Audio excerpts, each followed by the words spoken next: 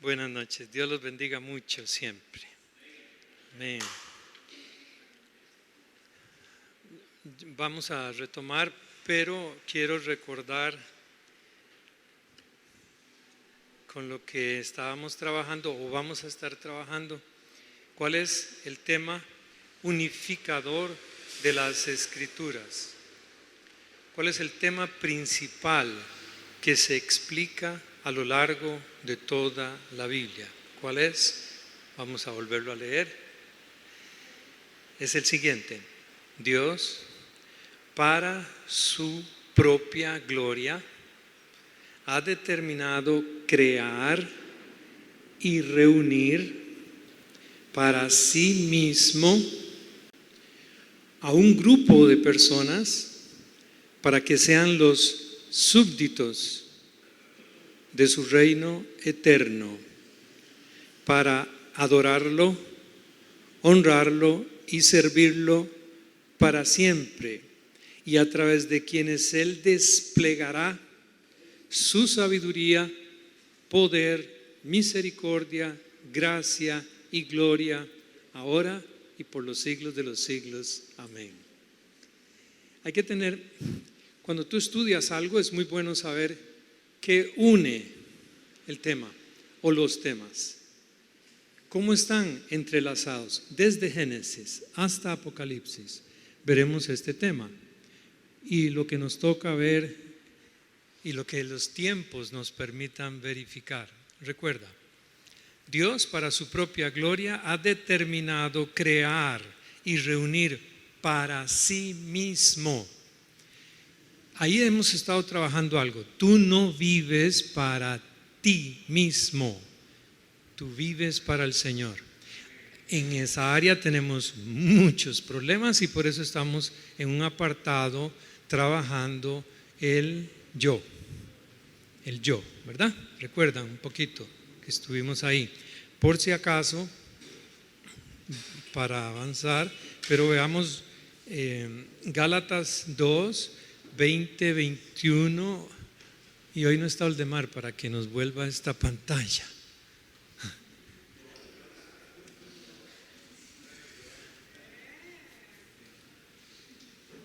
Es que Olde lo hace desde abajo. Ok. Gálatas, obvio que llegamos a Gálatas 2, 20, 21 después de un esquema que vamos a repasar también. El 2:20 dice: con Cristo estoy ¿qué? Juntamente crucificado. ¿Y qué pasa? Ya yo, dice aquí, no ya yo.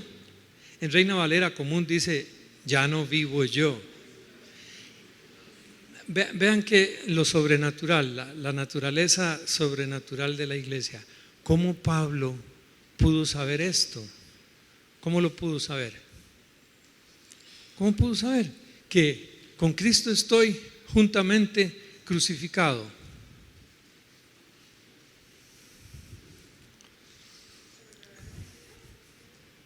Por una revelación que llamamos una revelación especial, ¿verdad? Es una revelación especial que el Espíritu Santo le dio a Pablo. Ok, se la dio a Pablo, pero es para todos nosotros que participamos de ese grupo de personas que Dios está llamando, atrayendo a sí mismo para que sean sus ¿qué? Súbditos. Habíamos visto esa palabra, ¿verdad? O sea, los que le juramos lealtad. En términos monárquicos, le juramos lealtad al rey, ¿verdad? Ok, pero mira, no ya yo, ya no vivo yo. ¿Por qué será eso? Esa es una de las condiciones tristemente menos estudiadas en las iglesias de hoy. Me refiero a las nuestras. Se estudia poco ese problemita del yo y eso nos causa mucho problema.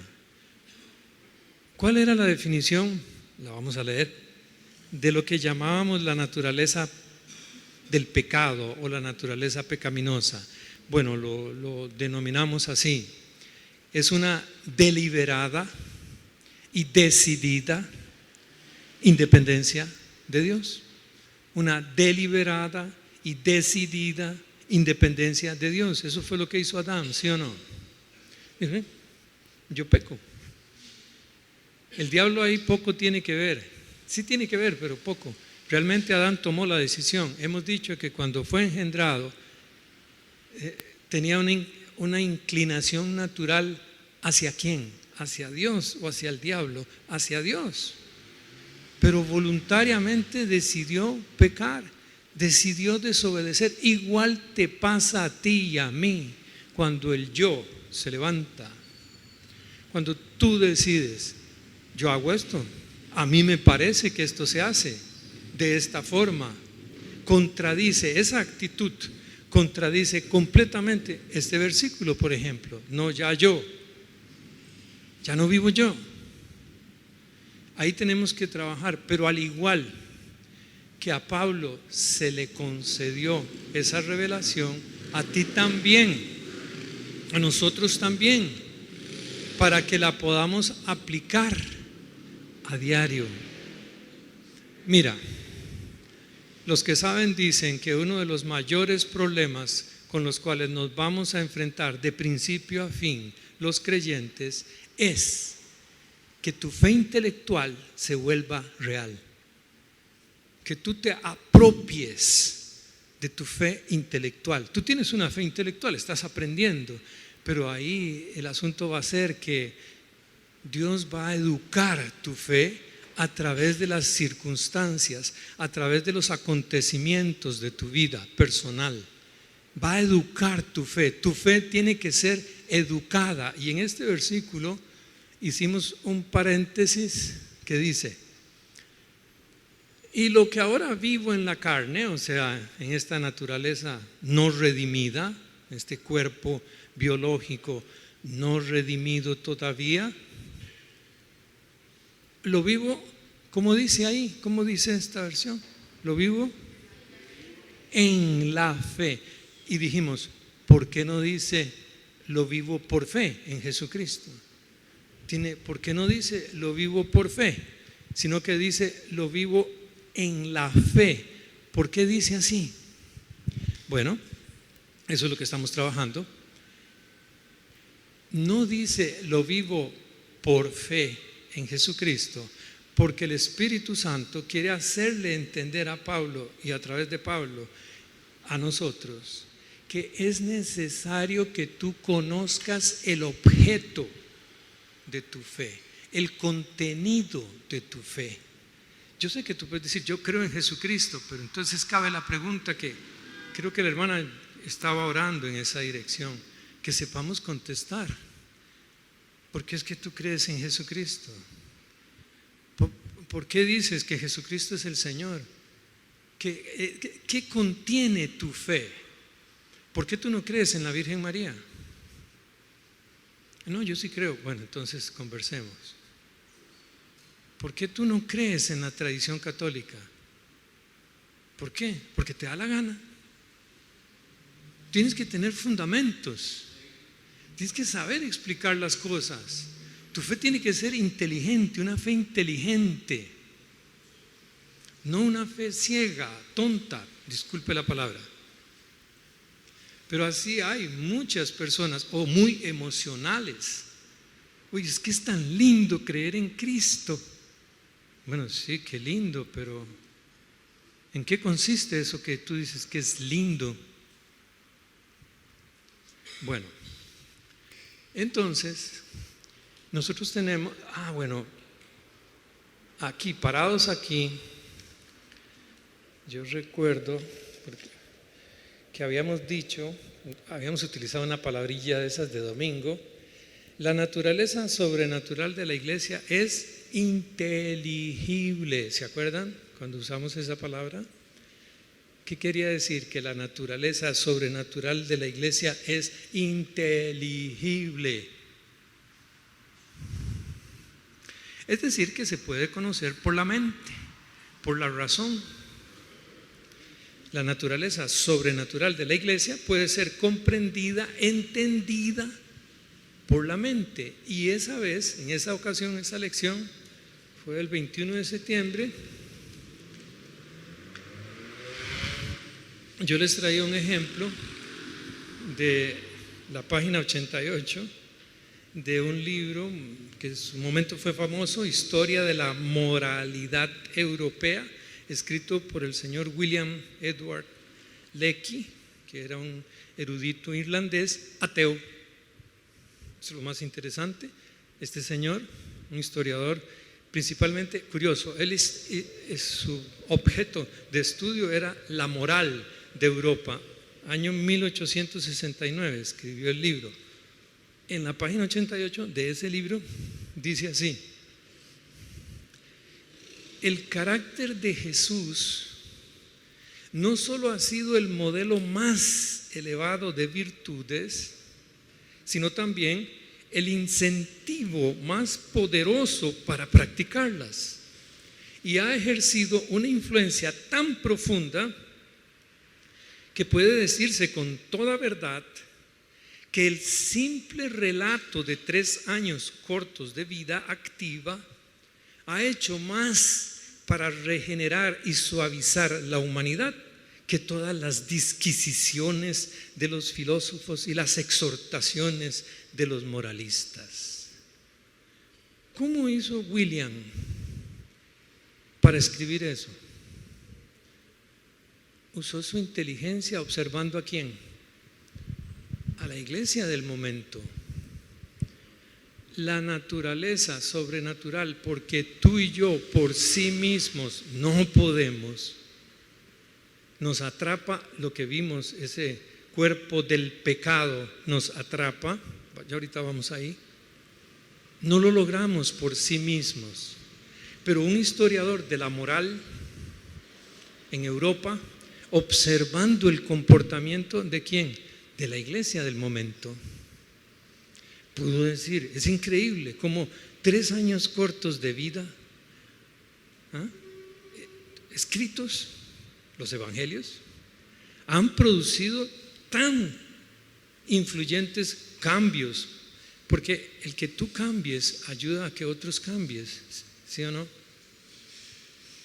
¿Ves? Mira, desde Génesis hasta Apocalipsis vamos a estudiar, si el Señor quiere, el Señor lo permite, ese grupo de personas súbditos del Señor que le hacen al Señor tributo todos los días, en todas partes, y de esta forma atrayendo a otros, formando ese pueblo de Dios, ese verdadero pueblo de Dios. Y aquí entra otro punto de esa lección. Esa vez teníamos una discusión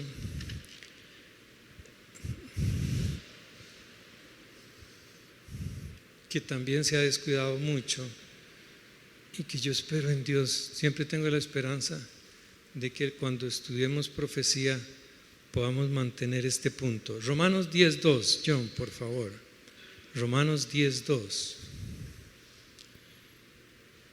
Muy triste decirte que los estudios de profecía carecen de esto que vamos a ver aquí. Hombres diciendo cosas. Dice, porque yo les doy testimonio, dice Pablo, hablando de los judíos de su época, yo les doy testimonio que tienen celo de Dios. Habíamos dicho que ¿qué es celo de Dios? O sea, ese deseo de servirle a Dios, de ser súbdito de Dios, de ser siervo de Dios, de trabajar para Dios, de serle agradable a Dios. Sí, tienen celo de Dios, mas no conforme a ciencia. ¿Recuerdan eso? Cuando lo vimos, que ahí está la palabra epignosis. Y que aquí hay algo para que tú verifiques si eres creyente realmente. Es una bronca. En su ocasión el hermano Aldemar lo confirmó. Mira, cuando Pablo usa la palabra ciencia, está usando en griego epignosis. La palabra epignosis es una palabra muy rica en significado y quiere decir o conlleva una actitud y una actividad de carácter dinámico, es decir, que implica una disposición y una búsqueda por parte del que anhela conocer. Si tú me dices, yo no quiero saber mucho, a mí no me interesa conocer el objeto de la fe, entonces yo tendré que decirte, revisa tu conversión, porque si a ti no te interesa conocer la naturaleza sobrenatural de la iglesia y gastas tu tiempo en muchas otras cosas que son muy atractivas, por cierto, porque el sistema las hace muy atractivas, y el estar estudiando la palabra pues cuesta. Todo lo que se quiere hacer por estudiar cuesta. Pues resulta ser que Pablo, y lo vimos en una oración que él hace en Colosenses, él le pide a Dios que seamos llenos de ese conocimiento, o sea, que seamos llenos de tener el hábito de estar buscando y entendiendo la palabra. Es más, la voluntad de Dios a través de su palabra, porque la palabra de Dios siempre es como, siempre es presente, siempre tiene aplicación. La palabra de Dios, por cierto, ya que estamos en el mes de octubre, ¿cuáles son dos características fundamentales? Perdón, mes de noviembre ya, es que sigo con la reforma. ¿Cuáles son dos características tremendas que la reforma sacó acerca de la escritura, Hernán? Que la escritura es, ¿perdón? Sí, la sola escritura, pero es que la escritura es inerrante. ¿Qué quiere decir, Hernán, que es inerrante? No hay error. Eso es una gran discusión. Ahora no la vamos a hacer, pero recuerda, la Biblia, la escritura es inerrante. No hay error en la escritura. ¿Y cuál es la otra, Hernán? Hoy Hernán no me va a amar, pero no importa. Tiene como 50 años en el Evangelio, entonces. ¿Cómo? Ok, esa es una, pero es de las que está bien, hermana, es correcto. Pero hay otra. Ok, esas son las 5 solas. Infalible. ¿Qué es infalible? Que no falla. Los reformadores se pararon firmes en que la Biblia, la escritura, y acuérdense en que Lutero la tradujo al alemán, ¿verdad? Pero antes estaba la King James, ¿verdad? Que ya había sido traducida al inglés. Entonces Lutero se paró firme, no solo él, diciendo, la escritura es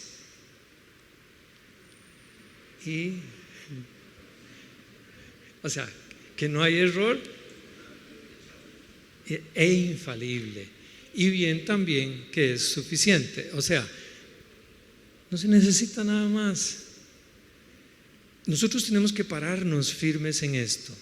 Ahora sí, haciendo uso un poco así como de esas ideas que hay que saber acomodar, yo quiero que veamos un relato donde Jesús, el propio Señor Jesús, hace ver cuál es la verdadera conversión, o la explica por medio de una situación específica, donde el propio Señor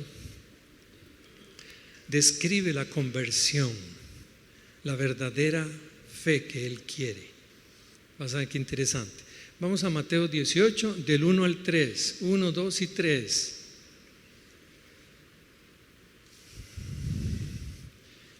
Y tal vez, bueno, Dios tiene el control. Mira el 1. En aquel tiempo se llegaron los discípulos a Jesús diciendo, ¿quién es el mayor en el reino de los cielos? Oye la pregunta, que ellos están en una discusión. Tú puedes investigar más en los evangelios, en el de Lucas también. ¿Quién es el mayor? en el reino de los cielos. El 2. Y llamando Jesús a un niño, le puso en medio de ellos. ¿Y qué pasó? Y dijo, ojo, de cierto os digo que si no os volviereis y fuereis como niños, ¿qué pasa? Posiblemente si yo le pregunto a Hernán, como tiene tantos años en el Evangelio, Hernán, ¿cómo hago para entrar en el reino de los cielos? Él me dice, tienes que creer en Jesucristo, hermano. Pero no me va a decir, tienes que ser como un niño. Why?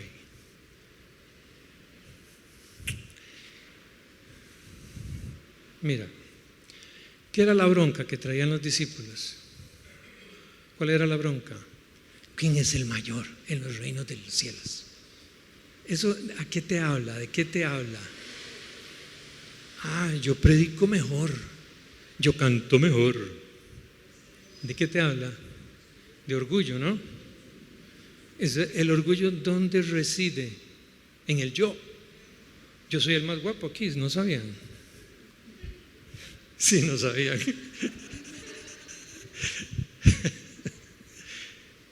El orgullo. ¿No? Jesús les dice, ¿verdad? Toma al niño, trata de imaginar, usa tu imaginación de una forma santa. Son hombres, pescadores, capaces de tomar decisiones. Además, tendríamos que contextualizarnos en el mundo hebreo.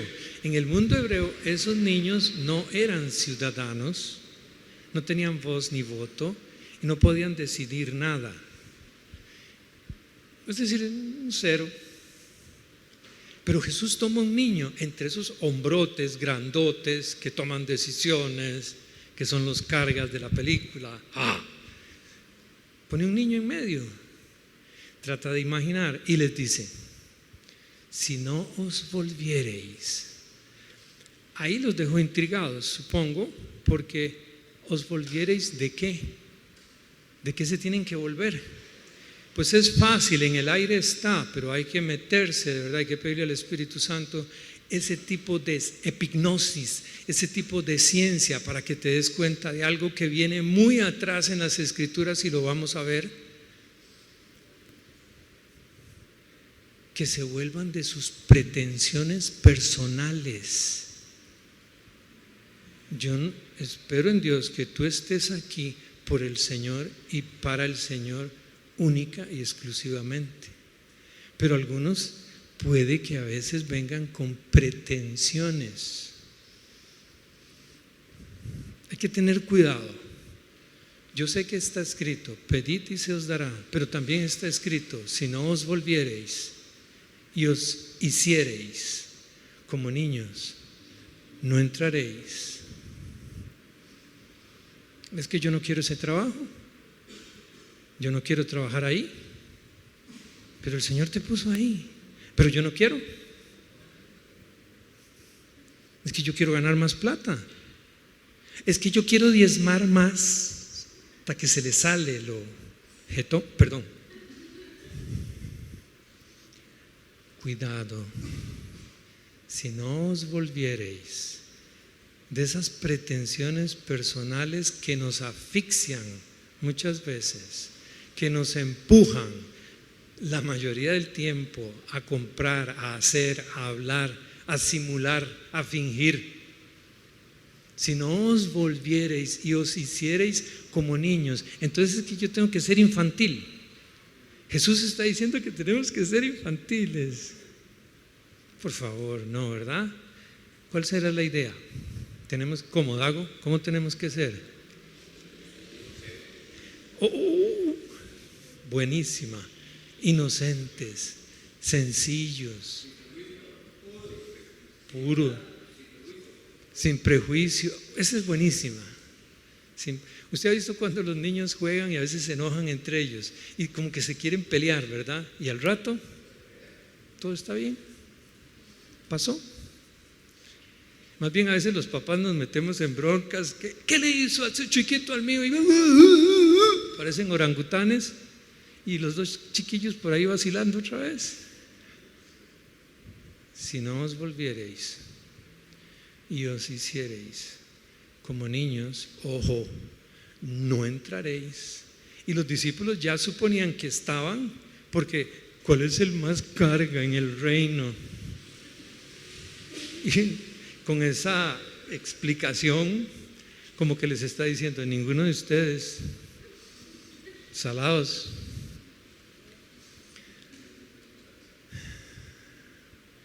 ¿Puede un niño tomar así decisiones y voy a ir y comprarme este carro, que a mí me gusta este carro, lo compro? Un niño, entiéndeme la idea, ¿no? Dependencia total. Hay unas palabras muy lindas, yo por ahí las copié, creo. Ojo. Se cree que Jesús está enseñando, en esos 3 versículos está enseñando la dependencia absoluta, sencilla y confiada de aquellos que no tienen, que no poseen recursos propios de qué valerse. Un niño tienen que darle de comer, tienen que comprarle la ropita, tienen que llevarlo a la escuela, tienen que alimentarlo. Los adultos no, yo trabajo donde yo quiera, yo hago lo que yo quiera. Pero tú tienes que hacerte como un niño, si no, no entras. Y esto es muy, muy delicado, y Satanás, tú sabes que lee la Biblia, ¿verdad? Por ahí me lo topé, traía una. Entonces siempre está viendo a ver cómo tú crees tener recursos de los cuales valerte para tomar decisiones como a ti te parece. Yo tengo en el banco plata. ¿Qué? Yo tengo recursos. Yo soy muy inteligente. ¿Y dónde está eso de volverse y hacerse como niños? ¿Dónde queda? Nada que ver. Ahora te quería enseñar, porque nos vamos a meter en eso más adelante, que esta enseñanza también puedes verla. Veámoslo antes de ir ahí. Lucas 18, 17, porfa. Lucas 18, 17. Tú puedes leer los contextos, meterte más. Aquí por razones de espacio y tiempo, pues vemos el versículo clave, pero estudia. De cierto os digo. ¿Cuándo usaba Jesús el de cierto? Decir así, de cierto os digo. Cuando quería afirmar algo, ¿verdad? Cuando quería que quedara bien claro. De cierto os digo que cualquiera que no recibiere el reino de Dios como un niño, no entrará en él. Entonces alguien puede decir: pero yo creo en Jesucristo. Y yo le voy a preguntar: ¿tu corazón, tu conducta, tu disposición es como la de un niño a obedecer, a depender absolutamente, confiadamente, decididamente en Dios y solo en Dios? O tú dices: yo creo en Jesucristo y Él me da lo que yo quiero, Él me concede las peticiones de mi corazón. Es el problema cuando no hay buenas bases. La base está aquí, eso es lo que estamos estudiando, los fundamentos. Mira eso, ¿verdad? De cierto os digo que cualquiera que no recibiere el reino de Dios como un niño, no entra. No entra. Ahora vamos a algo más espiritual, digamos. Lo que quiero decir es como más antiguo, más añejo, más delicado. Salmo 8, 1 y 2. Salmo 8, 1 y 2. 1. Oh Jehová, Señor nuestro, cuán grande es tu nombre en toda la tierra, que has puesto tu gloria sobre los cielos. Ahora mira el 2. De la boca de los, ¿qué dice esta versión? Chiquitos. De la boca de los chiquitos y de los que maman, o sea, los más indefensos. Y de los que maman, ¿fundaste qué? La fortaleza. A causa de tus enemigos, ojo, ojo. Tú sabes que el archienemigo de nosotros, del Señor y de nosotros, es Satanás mismo. Y cada vez que tú te comportas, que tienes esa conducta de niño, de que tú decides tener una confianza ilimitada en papá, en tu papá, tú le causas serios problemas a Satanás. Mira, fundaste la fortaleza. ¿A dónde? En la boca de los chiquitos y de los que maman. Yo le voy a decir algo muy delicado que luego veremos en Apocalipsis. ¿Cuál es el concepto que tú tienes de una iglesia fuerte y poderosa en el Espíritu Santo? ¿Cuándo tú crees que hay una iglesia que es fuerte, carga?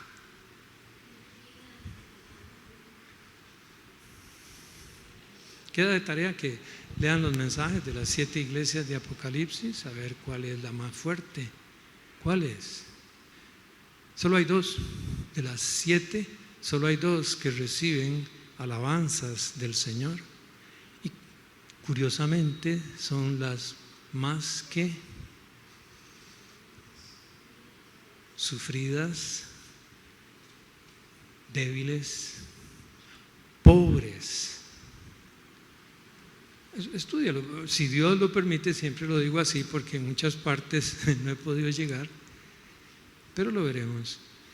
Tú lee las 7 cartas y ponte a comparar qué le dice a esta, qué le dice a la otra, dónde le llama la atención a una y a cuál, solo hay 2, le da alabanzas. Solo hay 2. Si Dios permite, lo veremos. Es muy diferente a lo que hoy en el mundo religioso aparece. ¿Voy? ¿Perdón? Es que no oigo. I don't remember. Tienes que buscarlo y leerlo. Hay una que tiene un nombre muy carga. Bueno, ¿cuál es la idea? Dios no quiere apariencias. Dios quiere un corazón contrito y humillado, que depende de Él todo el tiempo, no de lo que tú tengas para apoyarte en tus posesiones. Puedes estar muy engañado. Es un tema bien delicado y por eso estamos tratando de ver a Pablo diciendo, no vivo yo, porque yo me puedo engañar a mí mismo. Yo puedo decir, pero si yo soy esto, yo soy aquello, yo tengo esto, yo hice esto, yo tengo méritos. La iglesia no es por méritos, no es de méritos, es que yo me lo merezco. Tú y yo no nos merecemos nada, Dago. Es por la gracia de Dios. Es por ese favor inmerecido que ha tenido Dios con cada uno de nosotros. Si no, no estaríamos aquí, mucho menos aprendiendo así. Ok, entonces ese es como para dejar, acuérdese que ese es el método, ¿verdad? Venimos para atrás, volvemos para adelante, ahí vamos, para crear una fortaleza espiritual en nuestras mentes, para entender bien de qué se trata ser cristiano. Entonces vamos viendo algo. Cristiano es aquel que es como un niño, o sea que tiene una dependencia absoluta, sencilla y confiada. ¿En quién? En Cristo Jesús. Entonces si tú vas a decir, es que yo vivo por fe en Jesucristo, tú tienes que entender qué estás diciendo, tú tienes que aplicarlo. ¿Qué es eso de vivir por fe? Si volvemos, bueno, no lo pongamos, por pura memoria, sabemos que dice, con Cristo estoy juntamente crucificado, ya no vivo yo, mas vive Cristo en mí. Y lo que ahora vivo en la carne, lo vivo en la fe del Hijo de Dios, quien me amó y se entregó a sí mismo por mí. O sea, ninguno de nosotros, ninguna persona común y corriente podría vivir diciendo, ya no vivo yo. No, jamás. Usted llega a un trabajo y usted pide trabajo y dice, mira que ya no vivo yo. Se equivocó, vaya al psiquiátrico. Pero nosotros sí podemos decirlo. ¿Por qué? Hagamos el regreso para ver cosas importantes que nos sirven para más adelante. Romanos 6:6.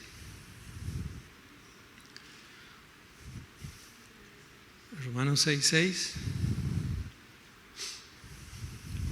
Entonces vamos como, no, pues que no puedo correr todavía. Bueno, Romanos 6:6. Habíamos visto que sabiendo es un gerundio y que eso implica que yo debo ponerle atención todo el tiempo, ¿verdad? Estarlo en mi mente. Yo tengo que estar pensando todo el tiempo en esto. ¿Qué? ¿En qué? En que nuestro viejo hombre, el que yo era sin Cristo, el que yo era antes de conocer todo esto, dice, juntamente fue crucificado con Cristo, con Él, ¿verdad? ¿Para qué? ¿Para qué? Para que el cuerpo del pecado, y aquí hicimos la aclaración que se trata de que ese viejo hombre, esa naturaleza pecaminosa, esa intención de decidir deliberadamente como yo quiero, utiliza este cuerpo para que se manifiesten esas decisiones del viejo hombre, ¿verdad que está claro? Pero no nos quedemos ahí. Vamos a trabajar un poquito sobre el cuerpo del pecado, porque tú y yo lo tenemos. Es nuestra naturaleza humana no redimida. Cuando tú eres salvo, ¿qué es salvo en ti? No es el cuerpo todavía. Es tu espíritu. Ha sido, algunos teólogos dicen, avivado, ha sido libertado tu espíritu. Pero ese espíritu sigue dentro de una naturaleza humana no redimida. No es que tenemos dos naturalezas, solo hay una, pero esa nueva naturaleza que tengo en mí, esa que Dios me dio, sigue en un cuerpo de pecado, del pecado, o cuerpo de muerte, como lo llama Pablo. Entonces, de aquí en adelante, desde que soy salvo, voy a tener conflictos ¿con quién? Con ese cuerpo de pecado o del pecado. Entonces, habíamos visto Romanos 7:13. Viera las discusiones que hay alrededor de ese versículo, porque a muchos orgullosos no les gusta. Luego, lo que es bueno a mí me es hecho muerte. Pablo viene hablando de la ley, de los códigos morales. Dice, no, sino que el pecado, ojo, el pecado, no los pecados, el pecado, como una fuerza impersonal. El pecado, para mostrarse pecado, por lo bueno me obró la muerte, haciéndose pecado sobremanera pecante por el mandamiento. Parecieron trabalenguas, pero es muy sencillo. Es muy sencillo. Tal vez si haces un esfuerzo honesto y piensas en los residuos del viejo hombre que hay en ti, tal vez te gustaba mentir. Tal vez te gustaba mentir. Pues esos residuos, para llamarlos de una forma elegante, si yo me empiezo a decir, hoy no voy a mentir, hoy yo no voy a mentir, hoy yo no voy a mentir, si yo empiezo con el código moral, ¿qué es lo que hago? Reforzar en mí las ganas de mentir. No voy a codiciar, yo no voy a codiciar, yo no voy a codiciar, no voy a codiciar. Termino codiciando. Eso es lo que le pasa a cualquier persona y a cualquier creyente que no es verdadero creyente. ¿Por qué? Porque esa es la naturaleza humana caída. Tenemos en estos miembros una ley que arrastra a la gente. Hay personas con mucha buena voluntad, yo entiendo, y fuerte voluntad, y por algún tiempo logran tener como digamos una especie de control sobre esa ley de pecado que está en nuestros miembros, pero tarde o temprano, y más aún si Satanás se interesa en tu persona, ahí también él entra, pues te mete algún empujón. Pero si estás realmente identificado con Cristo y vives sabiendo esto y poniendo en práctica lo que estamos estudiando, sí, yo no digo que el pecado no va a llegar, sí va a llegar, porque en ninguna parte dice que el pecado murió. Lo que dice es que Dago murió, que tú moriste, no el pecado. El pecado llega y busca a ver si Giovanni, esos miembros de Giovanni, a ver si los despierta para hacer algo indebido, algo que no le agrade a la justicia de Dios. De aquí en adelante, por justicia de Dios, tratemos de entender qué es lo que Él pide y aprueba. La justicia de Dios es lo que Dios pide y aprueba, y lo encuentras en su palabra. Ok, el pecado como una fuerza impersonal anda buscando aquí como una serpiente, imagínatelo, viendo a ver cuál cuerpo del pecado le sirve para manifestar la transgresión, para manifestar aquello que no está de acuerdo a la justicia de Dios. Tenemos que tener cuidado, porque tú eres salvo y yo sé que tú puedes utilizar Primera de Juan 1, 8, 9, ¿verdad? Que tenemos abogado y que si pecamos siempre podemos venir y confesar nuestros pecados, y Él es como fiel y justo para perdonarnos. ¡Qué lindo! Pero entonces también tienes que aplicar esto, que tu viejo hombre fue crucificado con Él. ¿Para qué? Bueno, 6:6, perdón, John 6:6. Fue crucificado con Él para que el cuerpo del pecado sea deshecho, que no es una buena traducción del griego, quede sin efecto, es como dice en el original, para que el cuerpo del pecado quede sin efecto, como el viejo yo, o digamos el yo, que está como crucificado juntamente con Cristo, entonces el cuerpo del pecado queda anulado. No puede cometer pecados, pero eso tienes que entrenarte día y noche, y no es de la noche a la mañana que lo logras. Se requiere de mucha concentración, y ahí es donde también Satanás trabaja, a ver cómo te distrae, a ver cómo te llena de preocupaciones. Pero si eres un niño, confías en que papá tiene el control, y la solución va a llegar cuando papá diga, no cuando yo quiera. Y algunos, el colmo es que hoy algunos enseñan que tú le puedes decir a Dios lo que tiene que hacer a través de la oración. Es una trampa. Sí está escrito, pedid y se os dará. Pero ¿a quiénes les dijo el Señor pedid y se os dará? A aquellos que eran como niños. Investígalo. A los que son como niños, a los que tienen plena confianza en Él, a los que saben que Él va a contestar como a Él le parezca. Entonces ellos piden, pero saben que Dios va a responder como Dios quiere. No es que tú exiges y le doblas el brazo a Dios para que haga las cosas como tú quieres. Eso es satánico. Bueno, entonces tú aprendes que ese cuerpo del pecado ya quedó sin efecto, no puede aprovecharse para que se manifieste o manifiesten los pecados que el pecado quiere. Ahora sí, ¿qué pasa con ese cuerpo del pecado? 6, 11 y 12. 6, 11 y 12. Bueno, el 11 primero. Así también vosotros pensad que de cierto estáis muertos al pecado. Tú no tienes que andar pensando en los residuos, en las cosas malas que hiciste y que tal vez de repente se vuelven a manifestar. Tú tienes que andar pensando, yo estoy muerto al pecado. Yo me considero muerto al pecado. ¿Pero por qué? Porque la Escritura lo dice, y la Escritura es, ¿cómo era? Infalible y sin errores y suficiente. ¿Ves? Es que, no, yo creo en Cristo. Yo soy cristiano. ¿Y cómo te consideras? No sé de qué habla, hermano, disculpe.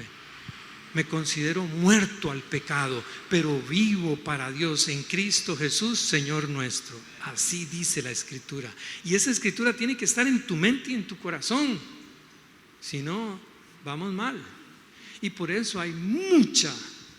Lee las 7 cartas. Solo hay 2 que pusieron mucha atención, de verdad, profunda atención a las enseñanzas del Señor. Lo hicieron con epignosis, con ciencia. Ay, Dios mío, es que viera el diablo cómo me hace a mí problemas. No, papá, no es el diablo. Eres tú mismo permitiendo que el cuerpo del pecado trabaje como el pecado quiere. Háblale, dile.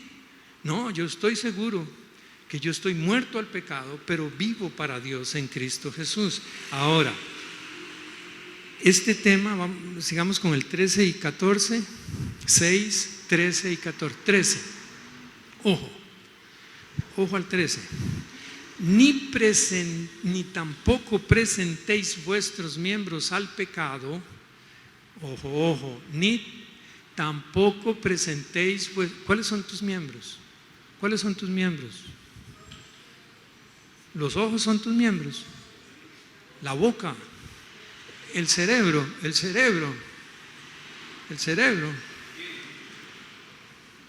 la lengua, ¿verdad? Las manos, los pies, todo el cuerpo. No presentéis vuestros miembros, ojo, al pecado, no a los pecados, al pecado. Esa fuerza impersonal que se puede manifestar como le parezca según sean las circunstancias. Y puedes usar entonces tus miembros como instrumentos de, ¿qué dice ahí? De iniquidad, o sea, de maldad, de cosas que no glorifican a Dios. Antes presentados a Dios como ¿qué? Como vivos de entre los muertos, dice la versión original, como vivos de los muertos, y vuestros miembros a Dios por instrumentos de justicia. Por instrumentos de justicia. Ninguna religión, ninguna doctrina, ninguna filosofía enseña algo así. Solo nosotros lo tenemos. Solo aquellos que Dios está llamando a que sean súbditos de Él. Los que saben usar estas herramientas. Los que cuando llega el pecado, puede llegar en faldas para algunos, o en dinero fácil, o en mentira, o en engaño, saben decir: no, yo no voy a presentar mis miembros como instrumentos de maldad, sino que voy a presentarme yo mismo como vivo de entre los muertos, y mis miembros como instrumentos de justicia a Dios. Es una disciplina. No es que porque tú dices: yo soy creyente, ya todo lo tienes aquí, ya todo. No. ¿Sabes una cosa? ¿Quién salva, Hernán? ¿Quién salva a las personas? ¿Quién las disciplina? La iglesia.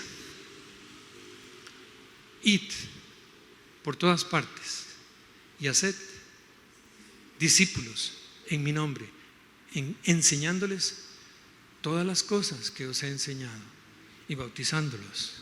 Es trabajo nuestro disciplinarnos, entender bien qué significa ser cristianos. Y tú debieras tomar la tarea de memorizar 6:6, 6:11, 6:12, 6:13 y veamos el 14. 6:14, ya casi. Ojo, porque el pecado, no sé qué es enseñorearse. gobernar, dominar. Mire, vea, cuando tengas que aconsejar a alguien que está metido, por ejemplo, en algún tipo de malas costumbres y que lucha con esas costumbres, y tú le preguntas, ya creíste en Jesucristo, ¿verdad? De buena voluntad, tú lo haces, quieres ayudar, y esa persona te dice, 1000 veces he dicho que creo en el Señor, pero no cambio, yo sigo igual. Tienes una oportunidad para enseñar 6:6, 6:11, 6:12, 6:13 y 6:14. Es que ya no quiero repetirlos, pero debieras tenerlos aquí presentes y decirle, mira, ¿tú recibiste a Jesucristo? Sí, yo creo en Él. Ok, ahora trabaja con tu mente en lo siguiente. Tienes que aprender a verte juntamente crucificado con Él, para que el cuerpo del pecado quede sin efecto y no sirvamos más al pecado. Tienes que decirle, considérate muerto al pecado, considérate. O sea, mira la voluntad tuya trabajando. Si este creyente no es discipulado de esta manera constantemente, el pecado va a llegar y lo va a enredar y lo va a traer de golpe en golpe y golpe en golpe, porque no aplica la ciencia del evangelio, la epignosis. Dios no quiere una fe tonta. Él dio su vida en la cruz, Él dio lo máximo. Ahí va el cuerpo del pecado. Jesús dio lo máximo para que tú des lo supremo tuyo por Él. Y eso significa que te metes en la Escritura con una actitud, con una actividad constante para averiguar qué significa lo que Cristo logró por ti en la cruz. Recuerda, ya vamos a terminar, recuerda esto. La idea de la salvación, ¿de quién fue? Dios Padre. ¿Quién la ejecutó? Jesús. ¿Y quién la aplica en tu vida? El Espíritu Santo. Recuerda, Dios Padre ideó la salvación.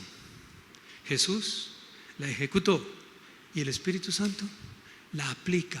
¿Cómo? ¿Por arte de magia? No, en este momento el Espíritu Santo está aplicando lo que significa la salvación en tu vida. Hay personas que dicen, ay, yo tengo el Espíritu Santo, mira cómo me siento de livianito, mira cómo. Y usted le pregunta, Romanos 6:6, ya, que la mujer samaritana. Tú puedes estar seguro que tienes el Espíritu Santo si estás entendiendo la obra de Cristo en la cruz del Calvario, por ti y por mí. Alabado sea el Señor. Les queda una tarea, ¿verdad? Dios los bendiga mucho. Gracias.